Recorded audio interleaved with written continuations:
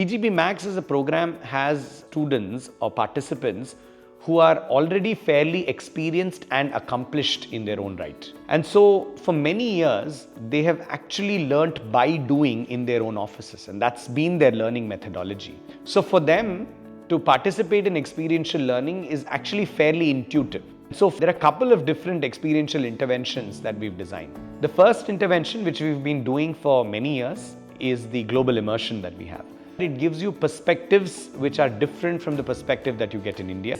Because this is an immersion, by definition you have to immerse in the cultural context, in the business context of the region that you're going to, and hence you have to engage in a lot of activities where you can apply your learnings. So that's how we've designed the whole immersion space. What we've also done is we've also made sure that we have a very condensed version of deep experiential learning which these students will experience on campus.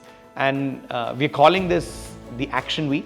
And really the whole goal of the week is to provide a medium for our students to be able to apply all of their learnings in a very, very fast-paced environment of a week. You know, one of the concepts that became really popular in the last 10 to 15 years in the industry is the concept of running hackathons.